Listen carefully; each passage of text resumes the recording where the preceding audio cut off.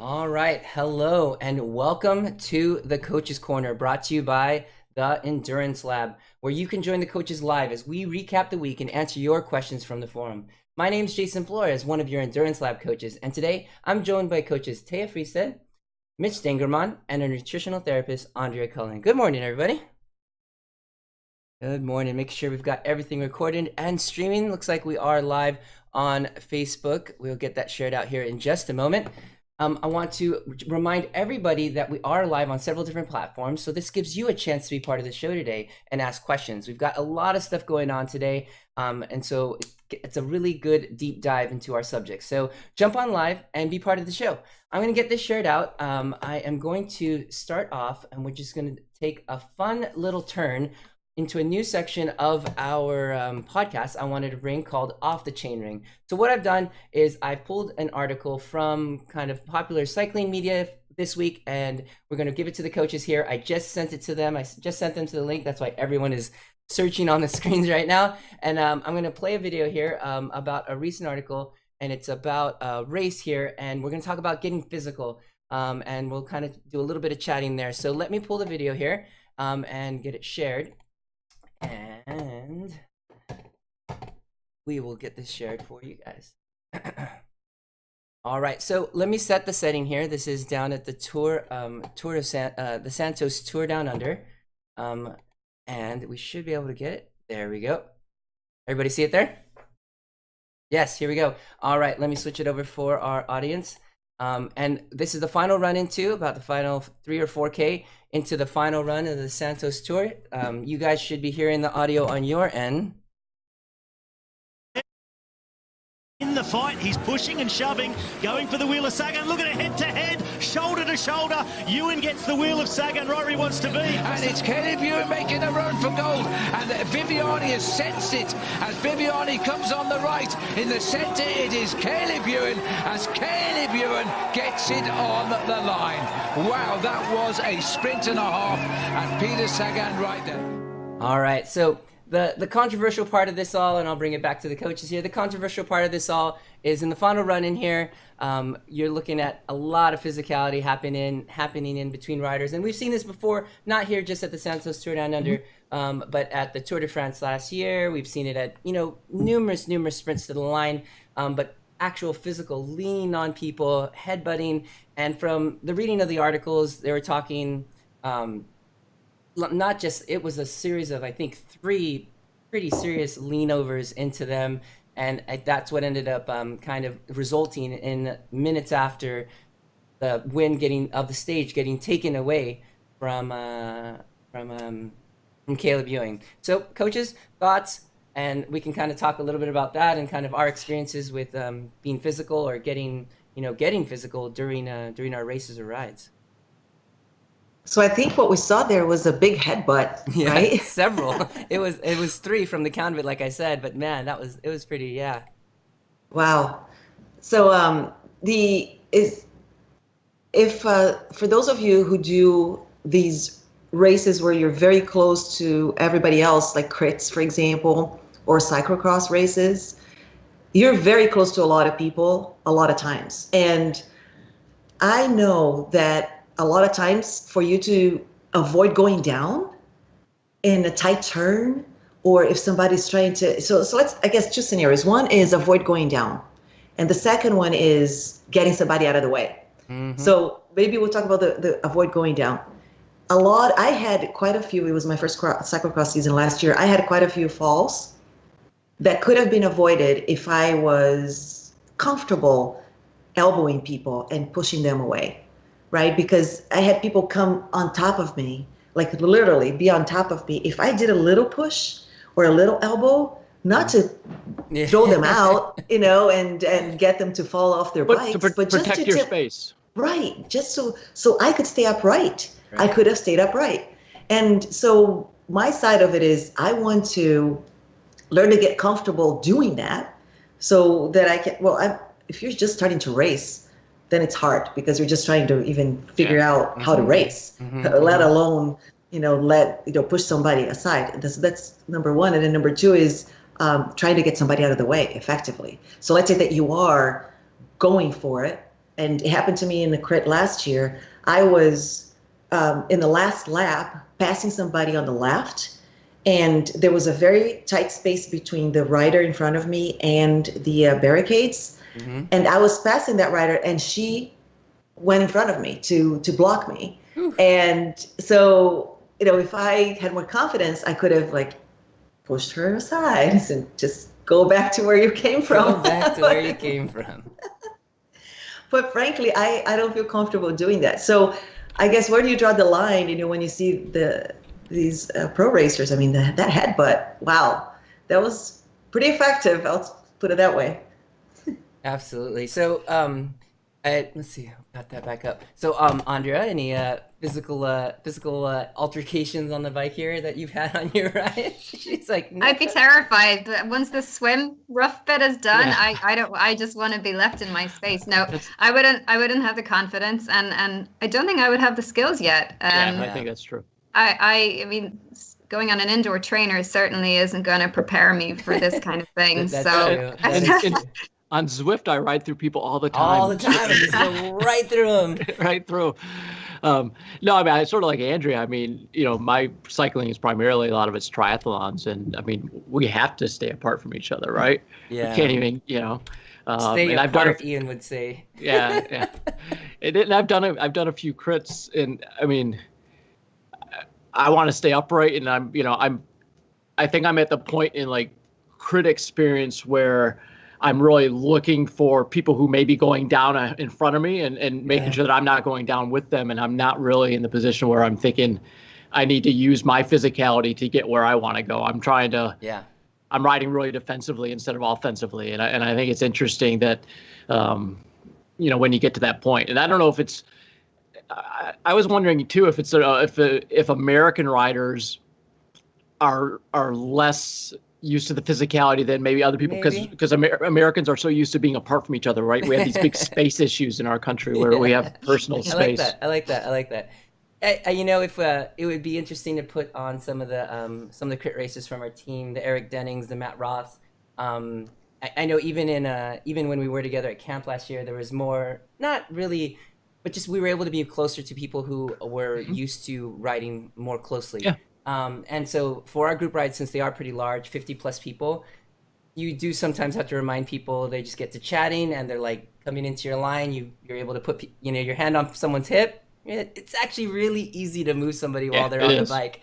Like, it doesn't take much. It's just like just put your hand there, and then they would actually like already start drifting the other way.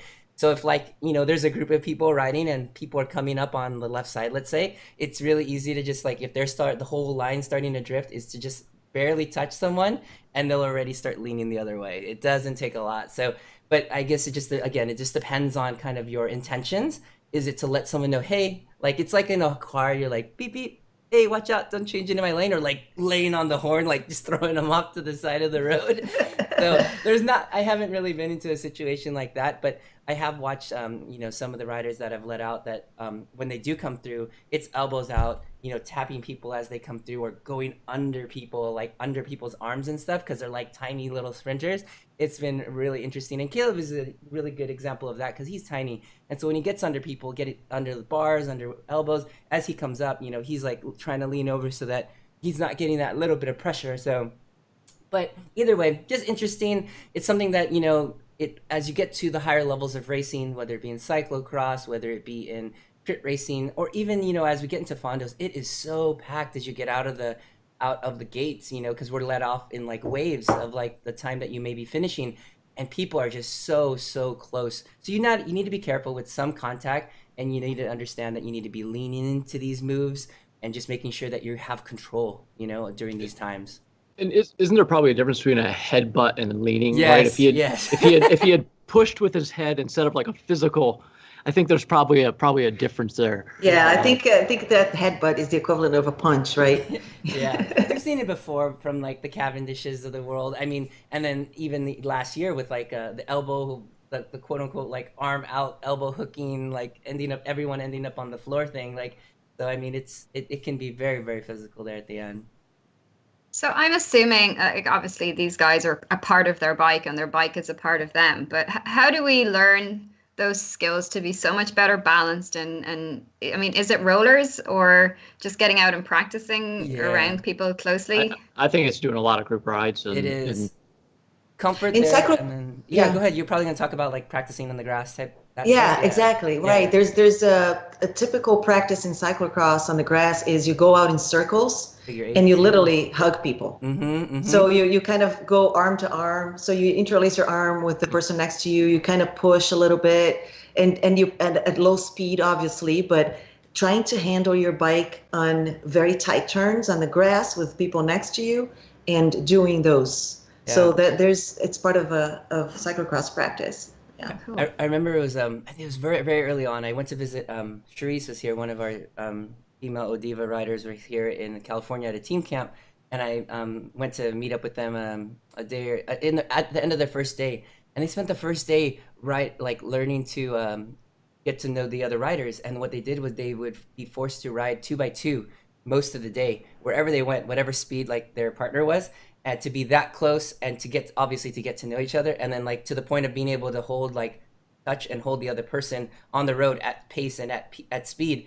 And she said it just made such a difference, because usually the first couple of days at camp you're trying to just feel people out on personality, but also on the bike, like how comfortable are they? Do I want to be following those wheels and those people, and who you get a feel? But day one, like they just get thrown into it. So really interesting way to get to know each other, I guess, at team camp.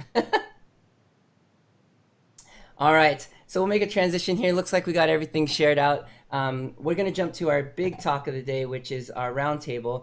We are going to be talking about gels, everything about gels, how they work, how to use them, and what we like. And for me, I can just get started. I like to eat real food on the bike as much as I can, and I like to start out with more real food, especially on longer rides. I'm talking 3+ hours. I'll start with real food and I'll move to more gel type stuff. Towards the end of rides, I'll be able to dose things like caffeine as I get towards the end. We'll talk about kind of how these all mix in. But my favorite way to start is I like real food at the beginning, gel towards the end, and then if it's really long, 4 or 5 hours on the end, I'd like to throw some caffeine in the gels there. And products I use, I make a lot of my own food. I do a lot of scratch. We are scratch ambassadors, so definitely some great products I've been using for several years. The products are real. My 6-year-old can read the words on the back of the label. I like that. And then as I get towards the end, I'm an SIS gel user because not having to add water to the mix, and so I can separate my food, my hydration, and my fueling. I enjoy that. So that's what I like. We can take it around. I know Mitch is a big goo user, right? Yeah, so I've used, especially running, I've used goo for many years. It's just convenient to me. It's they've got a variety of different flavors. They've got some that have a little bit of protein in them, the octane, like their special high octane stuff. But for me, one of the big things is the caffeine. Always enjoyed the caffeines, but a lot of early morning workouts, a lot of long runs. But then like on the bike, what I typically do now is I'll have something before I ride, but then I'm having liquid nutrition. So a sports drink on the bike. And then as I get near the end, when I'm starting to run out of that and I'm just using water that I either, get on the road or wherever, then I'm moving into gels to kind of end up that ride. Yeah. So I like 3 kinds, I guess, are my go-to lately. I've tried a little bit of everything. At first, my first experience wasn't with gels, it was with blocks.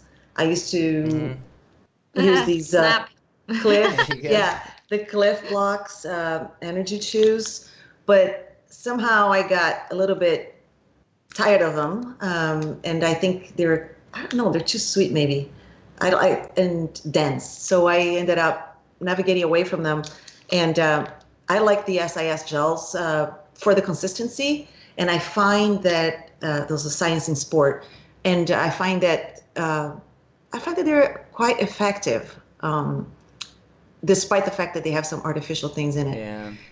And that's the downside. I like glucose, GLUKOS. Mm-hmm. That is a shot of, as the name suggests, glucose. Yeah. And that one is a super high octane. So, and there's nothing in it. It's just glucose. And we'll talk about why. So that one is going to be really careful with and when you use it. Yeah, because otherwise you crash and burn. And then the third one is one that we're going to post a video to, is the homemade maple syrup and banana gel that Coach Ian prepares, and you can add caffeine to it. That one is awesome. You can make it your own. You put in your own disposable pouches and bring them with you.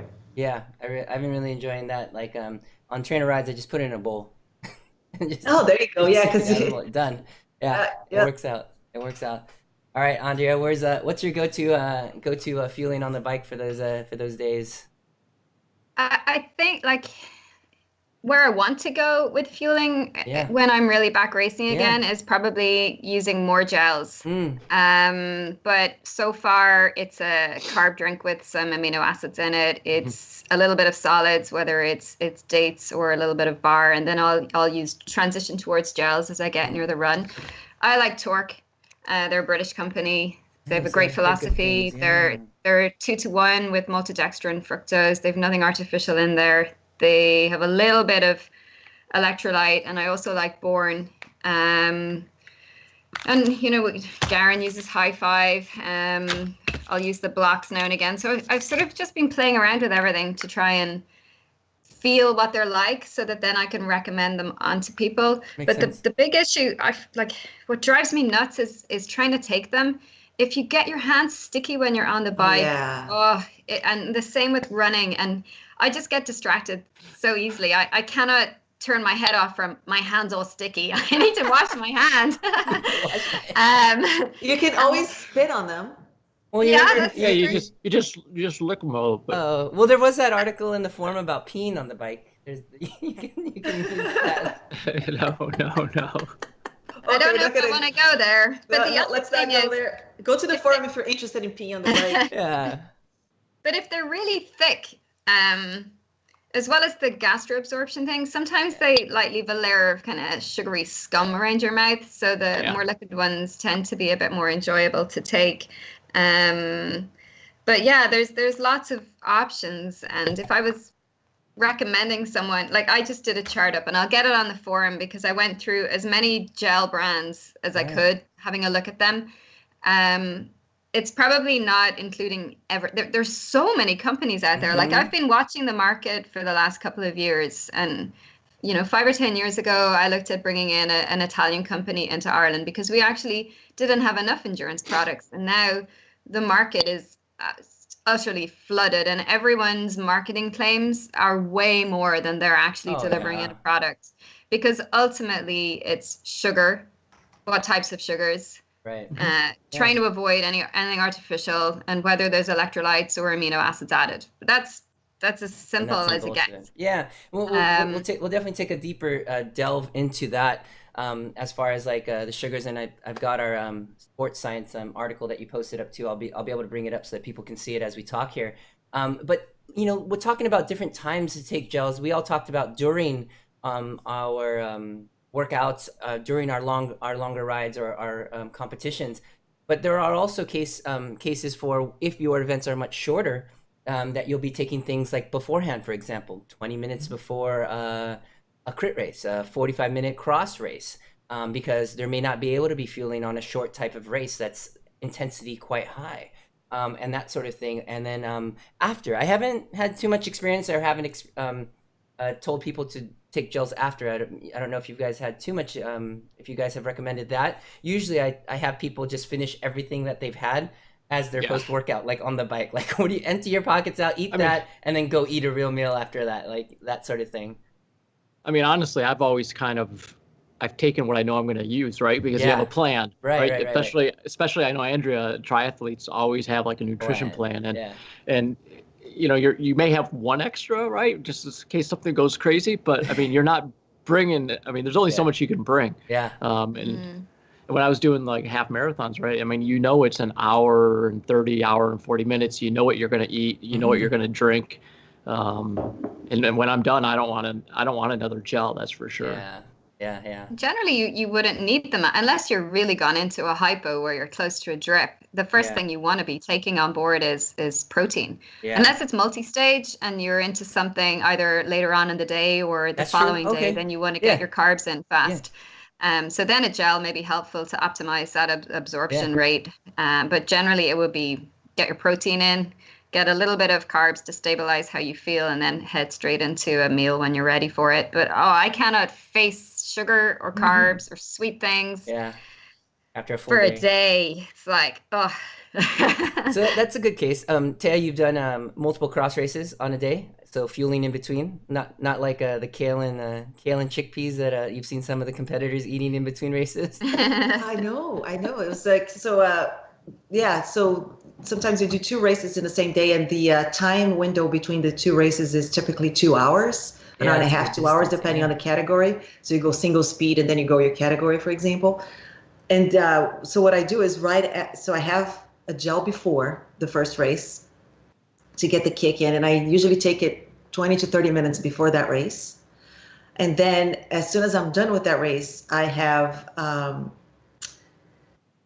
little bit of protein. So I do, a scoop of protein, and then I have another gel. Yeah. And then I go into the next race.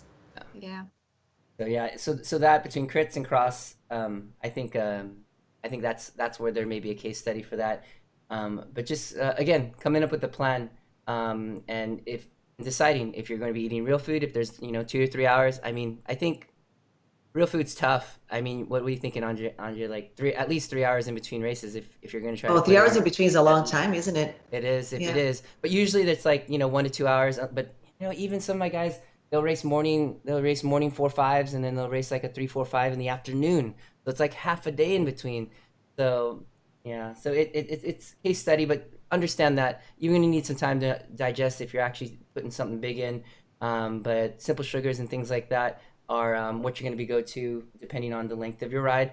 And a lot of us have talked about doing more solid foods to start with and kind of moving to more liquid foods depending on the situation. So let's talk a little bit of the science. That's why we've got Andre on the big screen today. We'll see if we can make sure we can get this to a level so that we can understand what is actually in these packets. I'd like to start with maybe breaking down kind of what the different types of sugars we use. We'll move on to kind of how they get combined and how that's useful, and then maybe a little bit of timing of absorption and things like that. So maybe we could start with just kind of what's inside these packets and the sugars behind them. Can we do that? Yeah, well, I definitely wasn't going to go all science gung-ho. Yeah, we have to it just doesn't we want it to mean something. Yeah, but generally absolutely. your gel is going to have 1 or 2 or 3 different types of sugars in there. Right. You're possibly going to have electrolytes. You're possibly going to have preservatives and additives. You're possibly going to have artificial sweeteners, which I think, why? Because generally things are sweet enough, and you may have caffeine. So, and also if you're getting freebie samples, just check the expiry dates, because they're always going to give the short dated stuff as freebies. So a year later, it's probably not, although some of them I really wonder how they're going to go off with what's actually in there.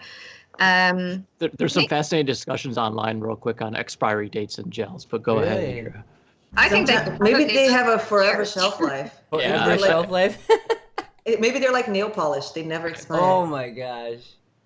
Well, when they do the expiry date tests on them, they do it in a kind of simulated, augmented environment, so that they're. I think these aren't going to go off unless there's a hole in them and they're getting. I think it's primarily like flavor and texture and things that change over time. I'm not sure if they actually get bad for you, but I think the key is you probably should use them within a short period of time around the expiry, just so that you don't get stomach distress. Yeah. Yeah. Yeah, they're good for the apocalypse. And zombies don't like them. So Yeah, I mean, zombies you don't got that like goes for they just they like real food. yeah. Humans. So you want to ask yourself, like, what do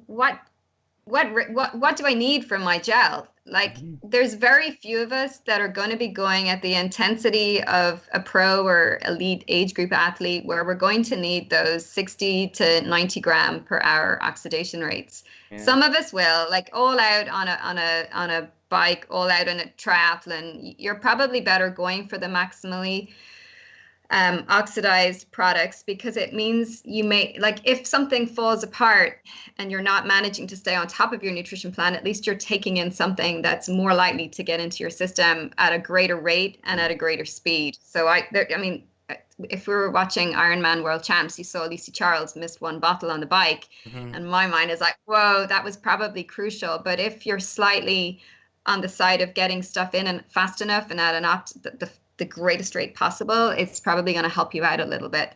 So generally, we can't really take in more than 60 to 90 grams of carbs per hour. And that's not based on how our muscles are working. That's based on how our stomachs are actually able to absorb the product into our system. So if we use one type of sugar, so we're looking at glucose, sucrose, maltodextrins, dextrins, they'll generally absorb fairly quickly. Fructose is going to be a little bit slower. Okay. And we two categories of sugars. They're absorbed slightly different ways. So if we use one from each category, we're going to have a slightly greater intake, a greater total absorption rate. So that's generally when you see fructose with one of the other sugars. Now, so we would call this dual phase or dual.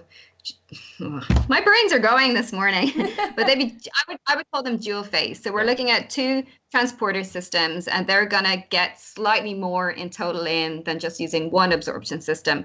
Fructose on its own is going to be slower than something with glucose or maltodextrin or a dextrin, because it needs to go via the liver to be metabolized before it gets to the muscle.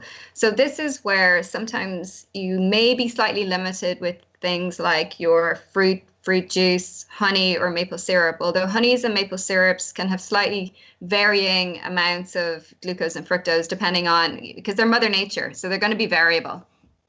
So if you're looking for the optimal rates, you're looking for a product that has two types of sugars, and one of those needs to be fructose. Not all products do this. Yeah. And we've been talking about this science for quite a while now. And Asker Jackendrup on My Sports Science, isn't it? Yep, I've got it. He's the carb guy. He has some brilliant articles explaining all of this. But I was quite surprised when I went through, I must have gone through nearly 30 different brands, that not all of them have this dual phase. Like High Five, for example, doesn't have a dual phase carb source. SIS doesn't. Some of who else was surprising me? GU did. Morton is a completely different formula. So you're not looking for they do have fast and dual actually, and a hydrogel formula. Who else surprised me? There was a couple of others. Pacific Labs, they were falling off the bottom actually as well. So the key of this is looking for products that have both. The reason being is because you want your body a chance to bring that in, right? You want a chance to be able to get that faster hit from those glucose sources, and then your body a chance to digest on the other side, so that you get that second wave or that additional introduction of sugars into the body as well, right, Andrea? That's the idea behind the dual, right? Yeah. So if you're looking for fast, quick boost, you're looking for dual. Now, some companies then they're creating what we would call different types of release rate dextrins. So you could be looking at, like Epic Sport seem to have the best products here, where you have your dual fast, and then they have a slower release dextrin. So you're sort of getting the fast release and then the slower release. Right. So that to me is a really good gel formula. And then Morton have done something completely different. They've created the structure of the product to release in a slightly different way. Yeah. So you know, are we looking at like the difference between like something like a super simple sugar, like a glucose dextrose releasing very quickly, right? Like what Tay had mentioned, to something all the way like a name that you probably see on a lot of these labels out there, like a maltodextrin, which would be a longer chain, so that's kind of a little bit slower.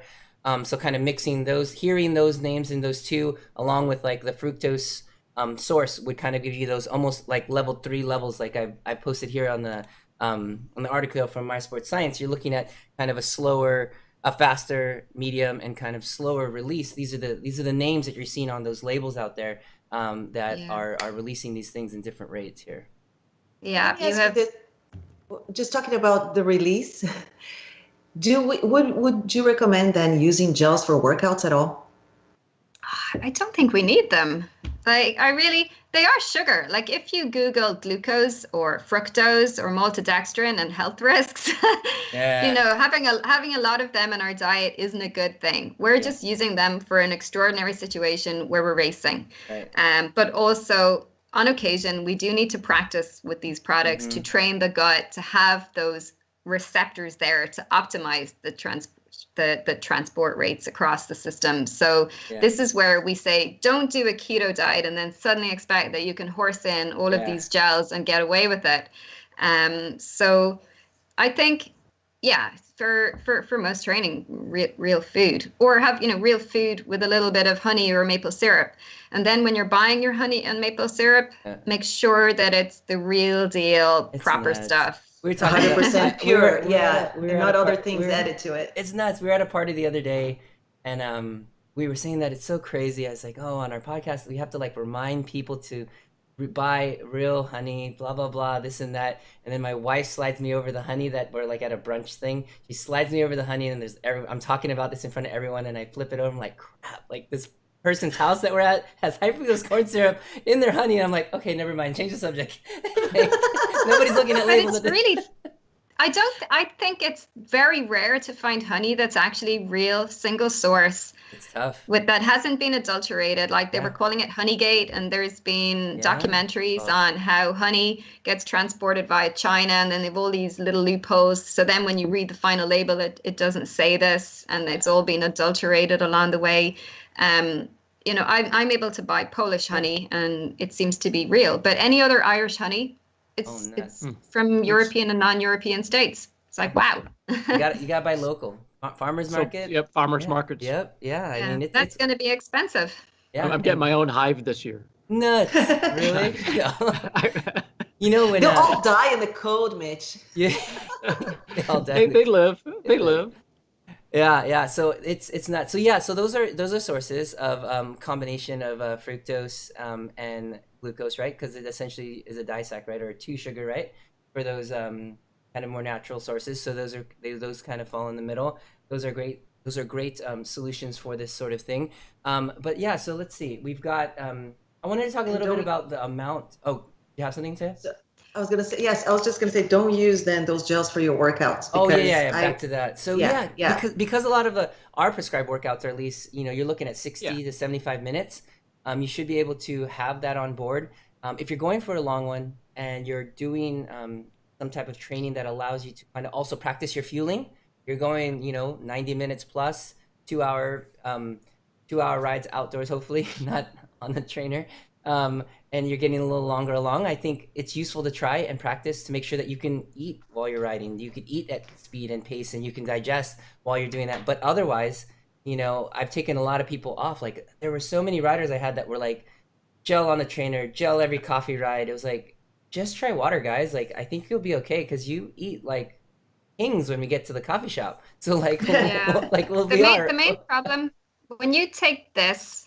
That starts to suppress your fat oxidation, which is what you're actually trying to train for because of the spike in insulin. Well, then you're in carb burning mode, so you're never going to optimize your fat oxidation capacity. So that's another reason to not overuse these for training. There's a few more things I wanted to hit on regarding gels. Do you want me to keep kind of going? Yeah. So when we've got a gazillion products. See, then it's personal preference. You want to be, how sweet do I want it? Because maltodextrins are less sweet than sucrose and fructose. What's the consistency like? Do you want although Power Gel they've improved recently because theirs were rock solid, and the one product that people vomited was Power Gel because it was so solid in the gut. It was too intense. But they've got better. They've brought out new products. Your flavor. What sort of flavor do you want? And again, I would recommend avoiding any artificial stuff in there if possible. There's one thing that's been spoken about a lot recently, and that's GI distress in athletes. Gas, wind, bloating, runner's trots, diarrhea. So nice. She called it wind. Wind. Did I? I love it. That's awesome. Okay, that's a new one. I like it. So it's. Yeah. Do you not call it that over there? No. No. Our kids do not call that. So it's less of an issue on the bike, but for runners, it's a big issue. Oh, yeah. And we're starting to see that fructose can lead. So when we're looking for these dual fuels, it's actually the fructose that can create issues for people because of its osmotic load on the gut. So some people, for that reason, if they're not tolerating certain gels, might want to drop the fructose and go back to the maltodextrin or the polydextrins. Yeah. What are some do we find any sources of like someone that uses like a polysaccharide, like something that's really like even longer than maltodextrin? I mean, or are those like the UCANs and those sort of things? Is that where that falls in, like extended long chain carbohydrates? CarboPro. Like, yeah, like CarboPro. Like, is that what that falls into? Like that longer chain carbohydrate? Are those still considered kind of like the maltodextrin's level of release? There's a couple. So these would be marketed as ultra endurance and endurance products or fat burning products. Yeah. But some of them are just longer chain. That makes sense. But more concentrated, and then there's others that are more slower release where they'll optimize the fat oxidation rates. And this is where that Italian company Ethic they have a patented multiple dextrin formula that looks amazing. And then you've others like Hammer Sustain and Perpetuum, and they're not necessarily slower release, they're just less sweet, more complex. And they've got more density to them, if that makes they're a better fuel. And when you're looking at ultras and longer distance events, it's not just, you need more than just carbohydrate for the event, you need calories. Yeah. So sometimes adding a bit of protein, adding a bit of fat without it affecting the gut too much is key. And that's where some of these other products will start to have a lot of other things in there. And then they'll go so far as adding vitamins and minerals and carnitine. I don't think we need vitamins and minerals, and maybe amino acids are helpful, but making your gel a multivitamin, and using that as a sales pitch, I don't think that's necessary. Yeah, I don't think we're looking to supplement while we're training or on the bike. So I mean, there's a time and place for a lot of that.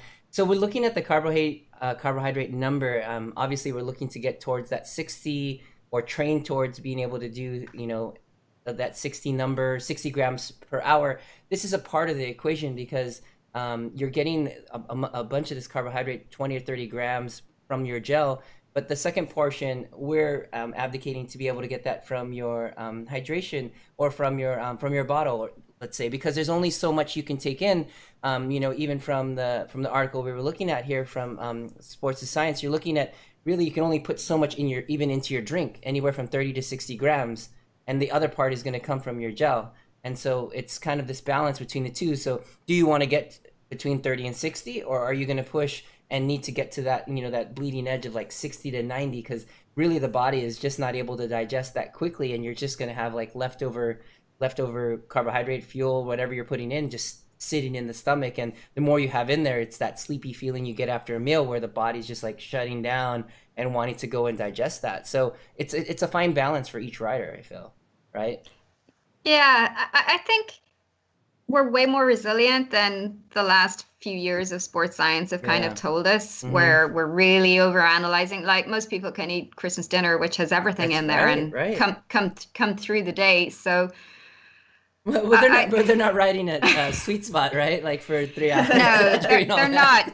But I think the people that I notice that can literally horse anything into them and do an amazing Ironman time are the least anxious, and they just aren't worrying about it. Now, also, I do think it is really good to have a plan and make things as simple for your stomach as possible. But I think there's sort of a balance between it all as well. Like, I think anxiety plays a huge role when athletes don't manage to tolerate the fuel that they're taking, because they're so anxious that's further through the sympathetic nervous system drive. They're further impeding their digestive function in addition to going out at intensity and not breathing properly, posture, everything. So there's several things going on. And I think as a coach, it's watching your athlete, the athlete that's constantly blaming nutrition. First, look at nutrition and what they're doing, but then look further than that. Yeah, that's interesting. That makes sense to me. How the nerves could play a role. Absolutely. I think a lot for us as coaches, it's part of the equation for. I know Tay and I do a lot of just cycling. And it's not multi-sport, but asking the question, on the reverse side is asking what you're eating on the bike. And we've also talked about, fueling for your workouts before, during, and after. And this is the time where you get, a huge load of those carbohydrates in, and maybe not having to have them fully loaded on every single meal that you have out there, depending on your goals. And this is the time where you can kind of look and search, and on your longer rides, either use a real food source. And maybe we could talk about that. So then if we're talking like not having gels on the bike, we're talking having just water over the 60 minutes or 75 minutes. Otherwise, we're looking at just eating afterwards, right? That's the conversation we're having about post-workout, or just fueling through our rides for our shorter to 60 to 75-minute rides.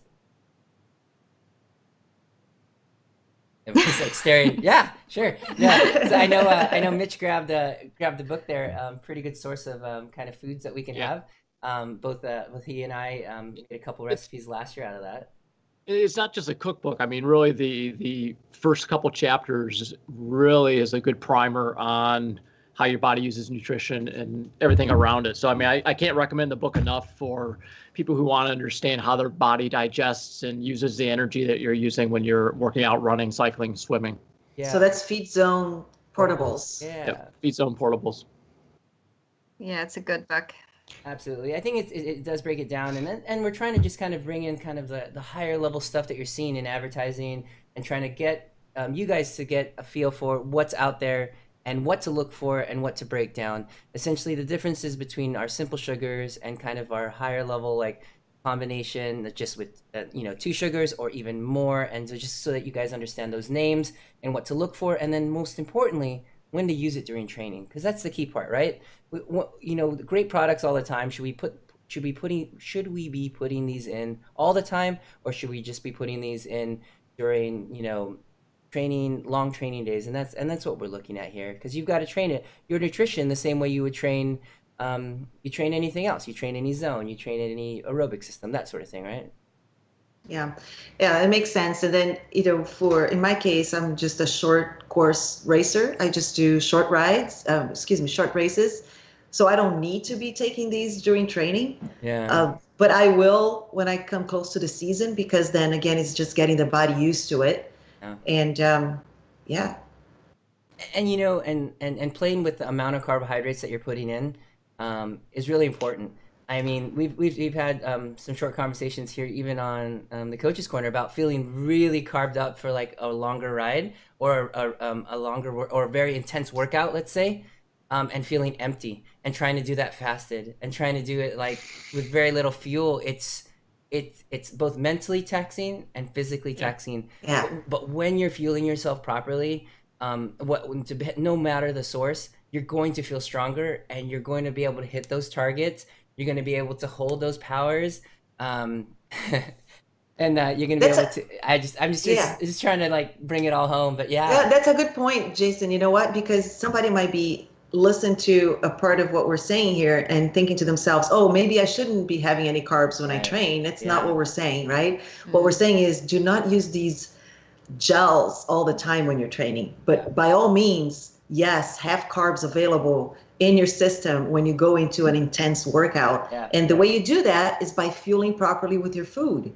So it not all of a sudden, oh, I'm just going to get my carbs out of gels now. You get it out of your real food. You eat properly throughout the day. You eat properly before a workout, and that's when you have those available to you. We're just talking about the fast release gels that you use in certain circumstances, and not all the time. Yeah, and you can think of how you mix your food as different delivery systems as well. Right. So if you need to fuel well for a session, but want to use whole foods, use rice, polenta, oats. They're going to be higher carb sources that fuel you well and sustain you well. So they're going to get in fairly quickly, and they're going to have quite a good amount of carbs per volume of food. Then if you want to slow that down, you're looking at or speed it up. It's either the addition of a bit of fiber from your veggies and fruits, or a bit of protein, or a bit of fat. Whenever you put these in the mix, they're going to slow the delivery from the gut into the system. And then so that there you're looking at, changing the macro breakdown of the meal and how fast it's getting into you. If it's, you know, a really easy, that long, slow, steady ride, then you can probably up the protein, make the carbs maybe potato or something that's a little slower releasing, or have a bit of fat or a bit of veg. You can see how you can manipulate your meals to change the macro, but also to change the release of that carbohydrate into your system. Does that make sense? Yeah, that makes perfect sense. It does. And real food examples are great, because, I mean, if we're not trying to put these gels down, having, you know, the oats, banana, like, so that you're looking at oats for your, you know, a carbohydrate source, you're looking at maybe some fructose like a banana, you know, and if you want to slow it down, that means you're going to put some like almond butter, some peanut butter in there. Right. These are things that we have in our fridge, you guys. Like, this is what you can be having, you know, the couple moments before you're stumbling through the kitchen on the way to the pain cave, like, you know, having it either before overnight oats, things like that. These are all sources that you can have, that you can put down before these rides. So really, and guess what? They have vitamins, minerals, antioxidants. Yeah. They make your brain work better. They're going to help with oxygen supply. Yeah. It's like, wow, why did we invent faster? And they're not that expensive, right? And they're not as expensive. You're right. I mean, white rice. Mitch, I'm sure you got pounds and pounds of white rice at the house, right? Like I do. You know what? We're not as it much. Must be my bad influence. We hardly ever eat rice. Yeah, you know, last year at teen camp, I had to bring my own 25 pounds of white rice, but everyone started eating it when I got there. So I was cooking like a 10 cup a day, just putting out rice every day. Breakfast. He didn't even get to ride. He was just making rice. Just making rice all day, pretty much. I mean, we had so many rice cakes, I couldn't make it through security on the way back. Yeah. Tay's like, what do you have left? We had a couple in the fridge. Yeah, Mitch and I went to town. So, all right. So, really great conversation today. We're going to wrap this up here. So, really talking about fueling your rides. Take a conscious effort. Look at what we're putting in. Take a look at those ingredients and get a better understanding of, you know, how is it getting in, the speed that we're getting in, and when to use these. And putting these three things together, I think, is key. And so that you can understand how to fuel yourself, because that's what we're trying to do. We're trying to empower you with the information, to be able to make the choices and to choose the fuels that you want, both for training and for racing, to make yourself faster in the end. So any final comments from the coaches here, and I can get this all wrapped. There is an article coming out I know Andrea's working on, right? We will be able to post at some point in the forum. Yeah? Excellent. And we can share that PDF that I gave you as well with all the different brands. It's great. You guys are going to get a breakdown here. So head over to the forum. I'll make sure we get links posted to that, as well as the My Sports Science article that we have posted here as well. And we'll get to share that. But really great conversation. If you guys have questions about the gels or kind of how to use these, we will all be in the forum to be able to answer any of those questions kind of as you guys are listening to this on the podcast, and check the show notes out. But otherwise, we are good to go. So I want to thank you guys for joining in today with us here in the Coach's Corner. And if it's your first time listening and would like to hear more content from the Endurance Lab, head over to your favorite podcast app and search the Endurance Lab, or head over to YouTube and search the same. And don't forget to click subscribe. For more information, when our next lab is, head over to theendurancelab.fit, where you can join us to train smart and get results. We'll see everybody next week.